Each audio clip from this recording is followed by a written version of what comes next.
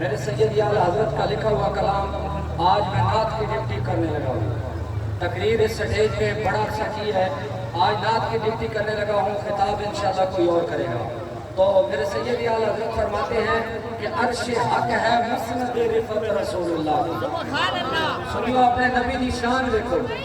عرش حق ہے مسند لوگ علیہ ساڑھے آقا علیہ السلام دی اس شان تک رکے پین کہ حضور علیہ السلام مدینہ شریف کے اندر اماں حلیمہ رضی اللہ تعالیٰ عنہ دی بکریاں دے پیچھے چل رہے ہیں. علیہ لوگ اس شان تک پہنچے. میں کہنا نادان اے بھی حضور دی شان ہے. حضور تے اے بھی وقت سی کہ اماں حلیمہ دیا بکریاں چران دے سن، لیکن میرے رب نے اپنے محبوب نو او مقام یک دن عطا کیتا کہ میرے سید اعلیٰ حضرت فرمانے کہ عرش حق ہے مسند رفعت رسول اللہ کی، دیکھنی ہے حشر میں عزت رسول اللہ کی. اور سید اعلیٰ حضرت فرماتے ہیں کہ سورج الٹے پاؤں پلٹے، سورج الٹے پاؤں پلٹے، چاند اشارے سے ہو چاک، انگے نجدی دیکھ لے قدرت رسول اللہ کی. اور میرے سید اعلیٰ حضرت فرماتے ہیں کہ لا ورب العرش جس کو جو ملا ان سے ملا، لا ورب العرش جس کو جو ملا ان سے ملا، بٹتی ہے کونین میں نعمت رسول اللہ کی. اور میرے سید اعلیٰ حضرت فرماتے ہیں اے رضا خود صاحب قرآن ہے مداح حضور، اے رضا خود صاحب قرآن ہے مداح حضور، تجھ سے کب ممکن ہے پھر مدحت رسول اللہ کی. اب میں آپ کی انہی محبتوں میں دعوت خطاب دیتا ہوں. حضرت علامہ مولانا ندیم عباس رضوی صاحب تشریف لاتے ہیں اور اپنے خطاب ذیشان سے ہمارے قلوب و اذان کو منور فرماتے ہیں. نعرہ تکبیر، دلے پہ گیا ہو یار، نعرہ تکبیر، نعرہ رسالہ، نعرہ تحقیق، نعرہ حیدری، تاجدار ختم نبوت، تاجدار ختم نبوت، تاجدار ختم نبوت. انہیں جانا، انہیں جانا، انہیں جانا، انہیں جانا، انہیں مانا، نہ رکھا غیر سے کام، للہ الحمد میں دنیا سے مسلمان گیا. أعوذ بالله من الشيطان الرجيم. بسم الله الرحمن الرحيم. والضحى والليل إذا سجى. صدق الله مولانا العظيم وبلغنا رسوله النبي الكريم الرؤوف الرحيم. مولاي صل وسلم دائما أبدا على حبيبك خير الخلق كلهم، هو الحبيب الذي ترجى شفاعته لكل هول من الأحوال التحية. محمد ذكره كل أنفسنا، محمد شکرہ فرد علی الامم. رب صلی وسلم دائما ابدا علی حبیبک خیر الخلق کلہم.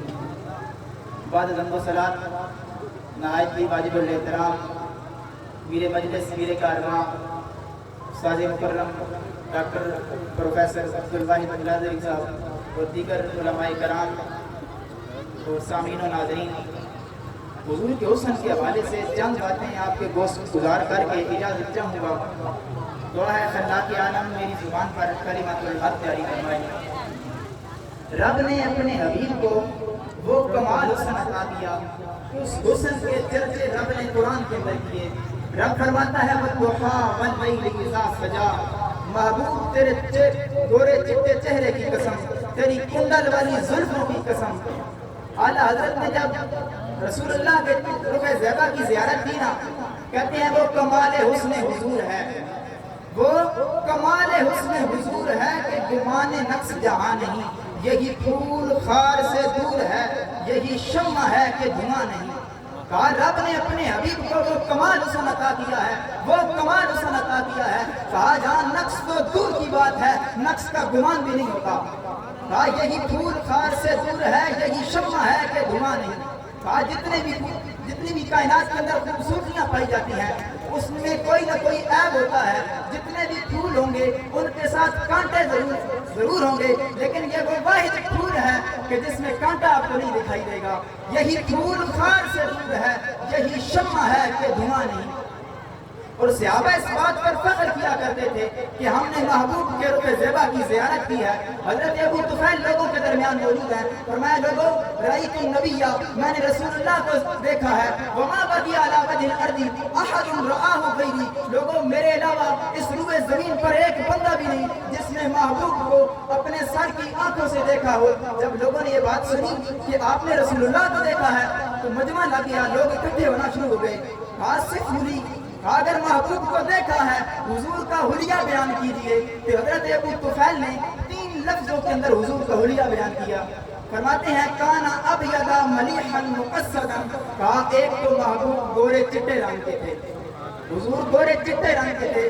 دوسرا حضور کا حسن نمکین تھا، ملیحا مقصدا، حضور کی جسامت درمیانی تھی۔ کیا فرماتے ہیں؟ حضور کی جسامت درمیانی تھی۔ امام زرقانی فرماتے ہیں کہ اگر معجزات اور دیگر دلائل نبوت نہ بھی آتے تو نبوت کی دلیل کے لیے محبوب کا چمکتا ہوا چہرہ ہی کافی تھا، محبوب کا چمکتا ہوا چہرہ ہی نبوت کی دلیل کے لیے کافی تھا۔ حضرت عبداللہ بن سلام یہودیوں کے بہت بڑے عالم تھے، کہتے ہیں جب حضور مکہ سے مدینہ ہجرت کر کے آئے، لوگ سارا اپنا کام کاج چھوڑ کر محبوب کو دیکھنے آ رہے ہیں۔ کہتے ہیں میرے اندر بھی شوق پیدا ہوا، میں بھی حضور کو دیکھنے چلا آیا۔ کہتے ہیں فلما رأیت وجهه عرفت ان وجهه ليس بوجه الكذاب، کہتے ہیں جب میں نے محبوب کے چہرے کو دیکھا تو میں نے جان لیا کہ اتنا حسین چہرہ کسی جھوٹے کا ہو ہی نہیں سکتا۔ حضرت جابر بن سمرہ کہتے ہیں 14ویں رات تھی، میں کبھی چاند کو دیکھتا ہوں، کبھی رسول اللہ کو دیکھتا ہوں، کبھی چاند کو دیکھتا ہوں، کبھی چاند کو دیکھتا، کبھی رسول اللہ کو دیکھتا۔ کہتے ہیں فَإِذَا هُوَ أَحْسَنُ عِنْدِي مِنَ الْقَمَرِ، کہتے ہیں بالآخر میں نے یہ فیصلہ کیا کہ محبوب کا چہرہ چاند سے زیادہ حسین ہے۔ حسینہ جمیلہ کا منہ موڑ دیتا، محمد بڑھا کے قلم توڑ دیتا۔ رب نے اپنے حبیب کو وہ کمال حسن عطا دیا، وہ کمال حسن عطا دیا کہ جس کی دنیا میں نظیر نہیں ملتی۔ حضرت ابن عباس کہتے ہیں کان رسول اللہ صلی اللہ علیہ وسلم افلج الثنیتین اذا تکلم رؤیا کالنور یخرج من بین ثنایاہ، کہتے ہیں محبوب کے سامنے والے دانت کشادہ تھے، حضور کے سامنے والے دانت کشادہ تھے۔ جب حضور مسکرایا کرتے تھے نا، حضور کے سامنے والے دانتوں سے نور چھن چھن کے برسا کرتا تھا۔ سبحان اللہ۔ حضرت برا بن نازل کہتے ہیں فما رأیت شیئا قد احسن منہ، کہتے ہیں میں نے رسول اللہ سے حسین کسی کو نہیں دیکھا۔ حضور کو جس نے بھی دیکھا، جس نے بھی محبوب کو دیکھا، حضور کا حسن بیان کیا۔ آخر میں آ کے یہی کہتا ہے ایسا کوئی محبوب نہ ہوگا نہ کہیں ہے۔ اعلیٰ حضرت نے حضور کا حسن بیان کیا۔ آخر میں آپ کہتے ہیں لم یاتی نذیر فی نظر مثل دن شد پیدا جانا، حضرت حسان بن ثابت نے بیان کیا۔ آخر میں آگے کہتے ہیں وَأَحْسَنُ مِنْكَ لَمْ تَرَ قَطُّ عَيْنِي وَأَجْمَلُ مِنْكَ لَمْ تَلِدِ النِّسَاء، حضرت علی نے حضور کا حلیہ بیان کیا۔ طویل حدیث ہے۔ حلیہ بیان کرنے کے بعد آخر میں کہتے ہیں لوگوں، کہتے ہیں لم را قبلہ ولا بعدہ مثلہ، کہتے ہیں محبوب جیسا حسین نہ کبھی پہلے دیکھا نہ کبھی بعد میں دیکھا۔ رخ مصطفیٰ ہے وہ آئینہ کہ اس جیسا دوسرا آئینہ، نہ کسی کی بزم خیال میں نہ دکان آئینہ ساز میں، نہ کسی کی بزم خیال میں نہ دکان آئینہ ساز میں۔ حضرت عائشہ فرماتی ہیں، کہتی ہیں سحری کا وقت تھا، میں کوئی چیز سی رہی تھی، سیتے سیتے سوئی گم ہو گئی۔ کہتی ہیں سوئی گم ہوئی، میں نے بڑا ڈھونڈا، سوئی نہ ملی۔ فدخل رسول اللہ صلی اللہ علیہ وسلم فتبینت العبرۃ بشعاع نور وجہہ، کہتی ہیں اتنے میں کریم آقا جان عالم تشریف لے کے آئے۔ جب حضور آئے، حضور کے چہرے کے نور سے میری گمشدہ سوئی ملی۔ سبحان اللہ۔ یار اگر میرے حبیب جس گھر میں آ جائیں وہ گھر روشنیوں کے سے جگمگا اٹھتا ہے۔ آپ نے علماء سے سنا کہ وہ ڈاکی سی کمزور بڑی کیویں ہو گئی ہے شاہ زور بڑی، کہ دائی حلیمہ جب اونٹنی لے کے آئی تھی وہ کمزور تھی، جب کریم آقا جان عالم اس پہ تشریف فرما ہوئے وہی ڈاکی کمزور سے شاہ زور ہو گئی۔ میرے کریم آقا نے چھوٹی سی بکری کے اوپر ہاتھ پھیرا، جب ہاتھ پھیرا نا تو اس کے چھوٹی بکری کے تھن بھی تھوڑی دیر میں نکلے، تھنوں میں دودھ بھی بھر آیا اور اس دودھ سے گھر کے سارے برتن بھی بھر گئے۔ میرے آقا جس گھر میں آئیں وہ گھر روشنیوں سے جگمگا جاتا ہے. کیا اس آقا کا لایا ہوا نظام میرے ملک میں آ جائے تو کیا یہ ملک اپنے پاؤں پہ کھڑا نہیں ہوگا؟ یار کتنی عجیب بات ہے. ایک طرف رسول اللہ کا نظام ہو, ایک طرف یہودیوں کا نظام ہو. ہم رسول اللہ کے نظام کی مخالفت کرتے ہوئے یہودیوں کے نظام کو ترجیح دیں. مجھے بتاؤ میلاد والے رسول کے دل پہ کیا گزرے گی؟ گنبد خضرا کے مکین ہمارے اس میلاد سے خوش ہوں گے؟ نہیں, ہرگز نہیں, ہرگز نہیں.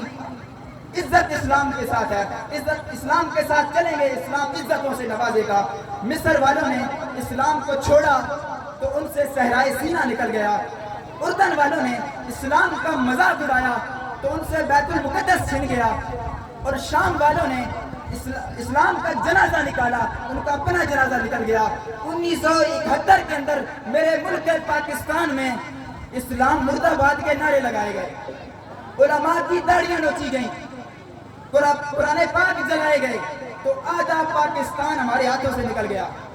عزت اسلام کے ساتھ ہے, اسلام کے ساتھ چلیں گے, اسلام عزتوں سے نوازے گا. اگر اسلام کو کمر کریں گے ذلیل و رسوا ہو کے رہ جائیں گے ہم. اور یہ ہم مسلمان تو مسلمان رہے, عیسائی بھی اس بات کا اقرار کرتے ہیں. بخاری شریف کی حدیث ہے, میرے کریم آقا نے جب بادشاہ روم کو خط لکھا, جب اس کے پاس خط پہنچا اس نے خط پڑھا. خط پڑھنے کے بعد اس نے ارکان سلطنت کو بلایا.